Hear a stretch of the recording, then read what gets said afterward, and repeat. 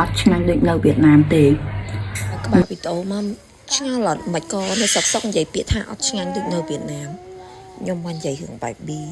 ខ្ញុំធ្លាប់ទៅវៀតណាមកាលឆ្នាំ2018ខ្ញុំទៅយូរសានយូរហើយតាំងពីខ្ញុំទៅកុមារភាពឥឡូវចូលវិញចំណាស់ហើយចាស់ក៏ចាស់ហ្មងហ្នឹងហើយពេលខ្ញុំទៅវៀតណាមហ្នឹងខ្ញុំអត់ចេះវៀតណាមទេហើយខ្ញុំទៅមួយប៉ារបស់ខ្ញុំគាត់ចេះវៀតណាមហើយពេលខ្ញុំទៅវៀតណាមហ្នឹងពូមីងខ្ញុំគាត់អត់ចេះខ្មែរអត់ចេះខ្មែរទេហើយក៏គាត់អត់ចេះអង់គ្លេសដែរមានកូនគាត់ទេដល់កូនគាត់ទៅរៀនបាត់ខ្ញុំផឹកឡើងខ្ញុំត្រូវរកអីស៊ីខ្លួនឯងដល់ពេលហ្នឹងខ្ញុំអត់ដឹងធ្វើម៉េចទេព្រោះអត់ចេះវៀតណាមចេះតែពីម៉ាត់គាត់អាំងកើមដឹងអាំងហ្នឹងស៊ីហើយកើមហ្នឹងបាយពេលហ្នឹងចេះអាំងកើមទៅពេលហ្នឹងក៏គេទិញបាយប៊ីឲ្យស៊ីមួយអាទិត្យពេញគឺស៊ីបាយប៊ីរហូតដល់ពេលនៅវៀតណាមហ្នឹងបាយប៊ីគេដូចជាមានពងទាហើយនៅនេះខ្ញុំមិនដឹងថាមកពីខ្ញុំយកឈុតទូឬក៏មិនទេខ្ញុំយកតម្លៃ6000អត់មានអាពងទាហ្នឹងទេខ្ញុំមានតែតែស្បែកជ្រូកអង្គលីងហ្នឹងហើយត្រឡប់ខ្ញុំគឺពេលហូបបាយខ្ញុំចូលចិត្តច្បល់គ្រឿងចូលគ្នាទាំងអស់សម្រាប់ខ្ញុំវាដូចតែបាយយើងស្រូបធម្មតានៅខ្មែរយើងហ្នឹងអានេះរសជាតិណាសម្រាប់ខ្ញុំនិយាយបញ្ជាក់ឲ្យបញ្ជាក់ទៀតសម្រាប់ខ្ញុំញ៉ាំព្រោះរសជាតិដូចបាយស្រូបយើងធម្មតាហ្មងតែពេលខ្ញុំញ៉ាំនៅវៀតណាមគឺរសជាតិតែចេញមកដូចរបៀបបាយដែរតែបាយលក្ខណៈជាតិហ្មងវាឆ្ងាញ់មិនថាអង្គមិនថាទឹកស៊ុបមិនថាជ្រូកមិនថាសាច់វាប្លែកក៏ឆ្ងាញ់ប្លែកដែលលក្ខណៈថាយើងជាជនជាតិខ្មែរនេះយើងចង់ញ៉ាំម្ហូបហ្នឹង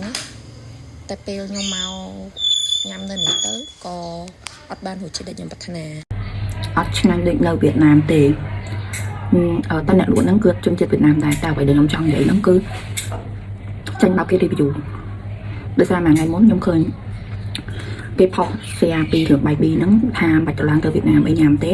គឺមានលក់នៅម្ដុំអូសខ្ញុំប្រាប់ប្តីខ្ញុំទិញឲ្យខ្ញុំញ៉ាំតែលទ្ធផលគឺ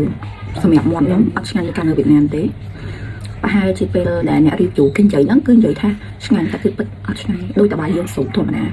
ព្រោះបើតាមញ៉ាំណាបាយប៊ីមានអាពងទាហ្នឹងទៀតអាពងទាកំណាំពងមាន់កំណាំដែរវាមានកង់ហ្នឹងទៀតហើយរសជាតិវាឆ្ងាញ់មិនគ្រាន់តែបាយស្រូបចឹងទេតែនេះគឺបាយស្រូប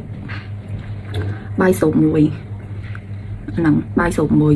ស្បែកជ្រូកស្បែកហ្នឹងខ្ញុំហៅគេស្បែកជ្រូកក៏លេងប៉ុណ្្នឹងឯង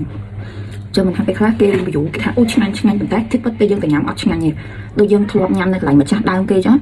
យើងញ៉ាំថាឆ្ងាញ់ដល់ពេលអ្នកផ្សេងគេយកទៅធ្វើគឺរសជាតិអត់ឆ្ងាញ់ដល់ពេលអ្នក review ថាឆ្ងាញ់ធ្វើយើងនឹងចង់ទៅចឹងការ review ស្រុកខ្មែរគឺបែបហ្នឹងឆ្ងាញ់តែប្រហែលដែរព្រោះយើងទៅថតដល់កន្លែងគេបើយើងអត់ទៅសើគេថាឆ្ងាញ់គាត់បានតែដូចខ្ញុំទិញមកដល់ផ្ទះចឹងខ្ញុំមានសិទ្ធិថាអត់ឆ្ងាញ់ស្អីអត់កើត